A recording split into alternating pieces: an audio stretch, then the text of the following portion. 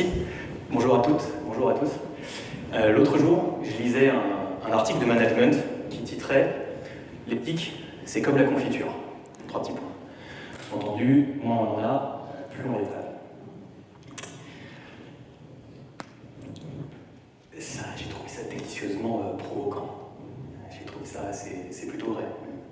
Mais ça m'a quand même interpellé en tant que chercheur en philosophie qui essaye aussi d'être un praticien de l'éthique. Du coup, je me suis posé la question de savoir quand est-ce qu'on est légitimement en droit, dans le milieu des technos, de se déclarer être dans une démarche éthique.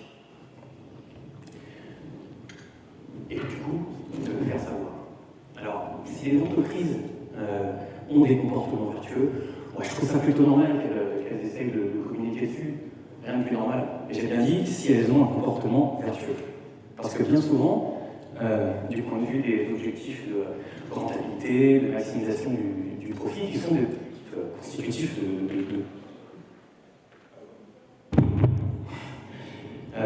qui sont des objectifs constitutifs de toute entreprise, il vaut mieux un bon discours dénué des faits qu'une politique éthique volontariste, parfois contraignante.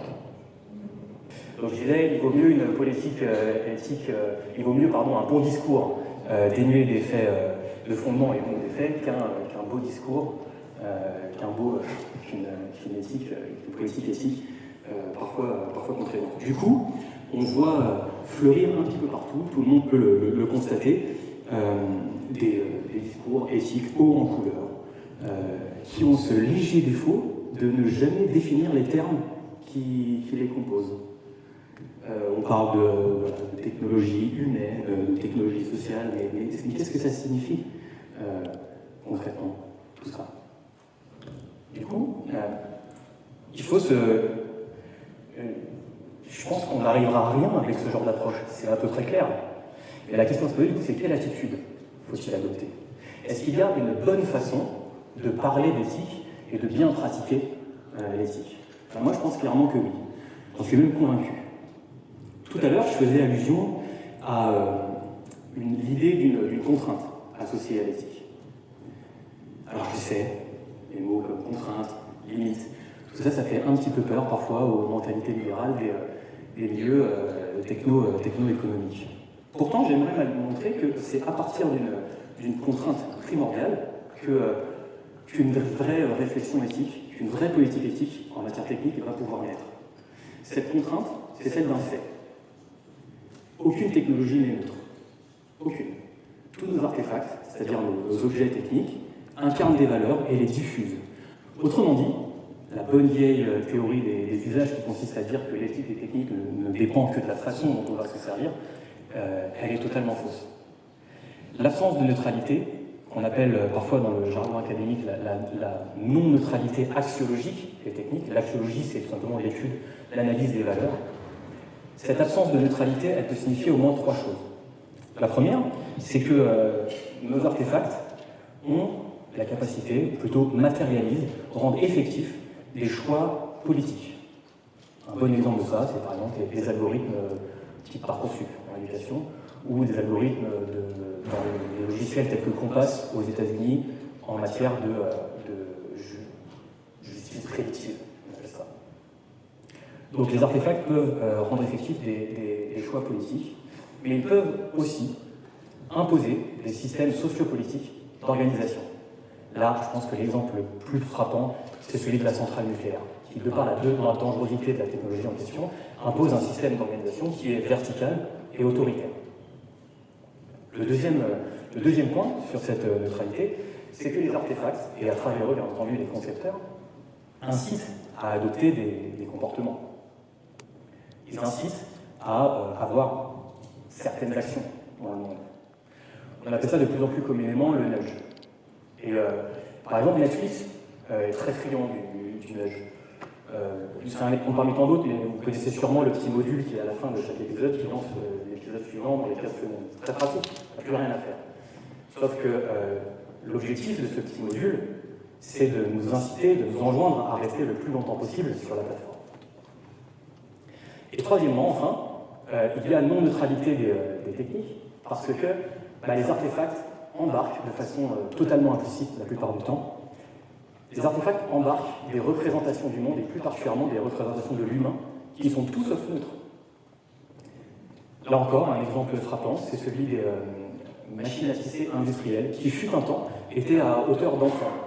Et du coup, ça a diffusé l'idée que l'enfant était un ouvrier comme les autres, donc un travailleur, alors que de nos jours, bien entendu, la représentation de l'enfant est celle plutôt d'un apprenant. Et d'ailleurs, il n'y a plus de machines industrielles à hauteur d'enfant pour la simple raison qu'en Europe, au moins, le travail des enfants est interdit. Alors, dans le milieu académique, pas de problème. Cette idée de la non-neutralité, elle est très répandue et parfaitement acceptée. Le problème, c'est qu'elle peine encore à se diffuser dans le monde, la sphère économique, et que du coup, elle peine à supplanter la théorie des usages. La théorie des usages, elle pose au moins deux problèmes majeurs. Outre qu'elle ne correspond pas à la réalité, tout d'abord, elle déresponsabilise très grossièrement les concepteurs, et elle fait peser l'ensemble du poids de la charge morale sur les utilisateurs, qu'il s'agisse d'individus, d'organisations ou d'États. Et ensuite, deuxièmement, elle ampute, la théorie des usages, ampute la réflexion éthique de toute sa partie amont, de tout ce qui vient précisément avant les usages, et qui a le pouvoir d'invalider le sacro-saint dogme du « je fais parce que je peux ». Je peux, donc je fais. Alors, là où je fais ma thèse, chez Spoon, qui est une entreprise de robotique sociale, de robotique interactive, dont vous voyez un des robots sur la diapo là derrière moi. Chez Spoon, l'idée de non-neutralité des techniques, elle est intégrée aux esprits. Et on l'évoque régulièrement. Et je voulais vous donner un exemple de réflexion que ça peut faire naître. Alors, schématiquement, Spoony, le robot, c'est une entité, un artefact qui offre deux niveaux d'interaction. Le premier, c'est le niveau verbal. Le second, il est appelé animal.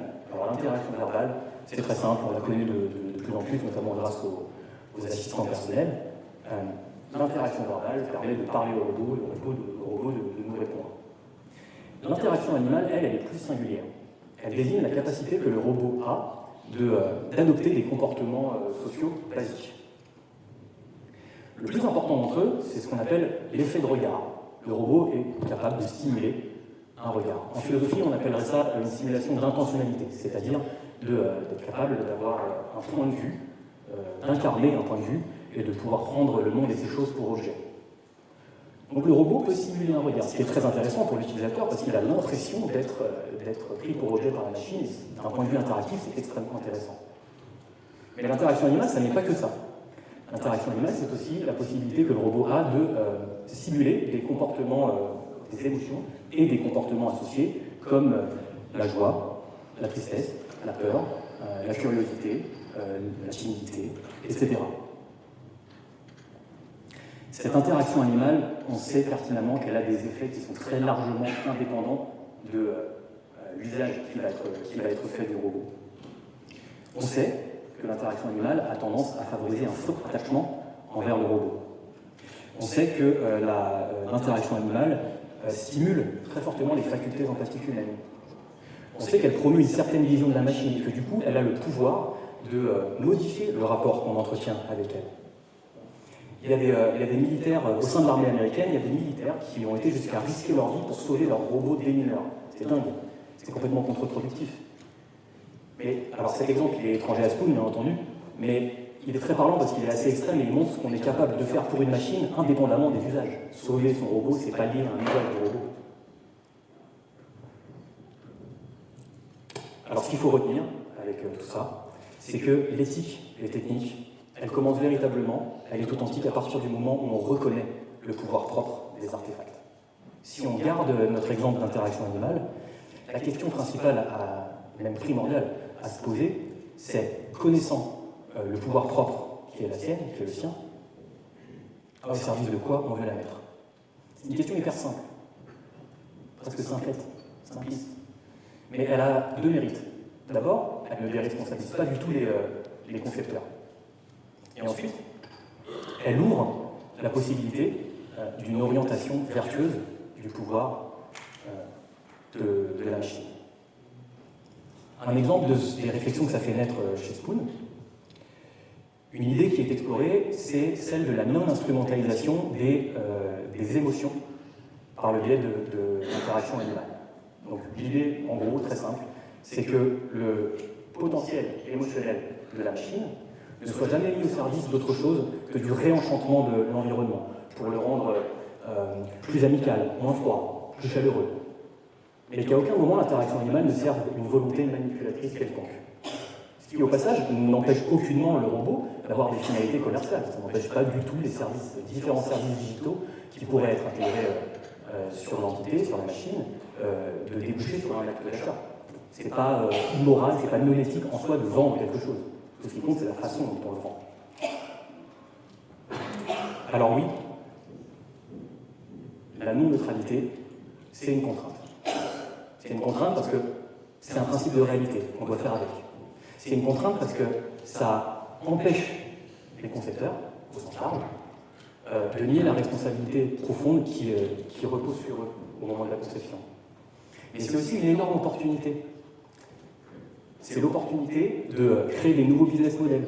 C'est l'opportunité de ne pas se cacher derrière l'écran de fumée qu'est la théorie des usages. C'est l'opportunité de ne pas tout abandonner à l'aléa des usages. Et enfin, c'est l'opportunité de garder la main sur les valeurs qu'on souhaite diffuser et sur le monde qu'on souhaite construire à travers nos technologies. Alors ouais, l'éthique, il ne faut pas la pratiquer comme la confiture, pas du tout. L'éthique, il faut plutôt la pratiquer comme une sculpture. Une sculpture aussi belle qu'exigeante. Ça demande du temps, ça demande de l'attention, ça demande de la minutie. Ça demande même parfois beaucoup d'altérité, se confronter à la vie des autres, au regard des autres. C'est jamais simple, c'est clairement jamais simple. Mais comme le dit très élégamment Spinoza dans la toute dernière phrase de son œuvre magistrale, qui justement s'appelle l'éthique, tout ce qui est beau est difficile autant que rare. Merci beaucoup.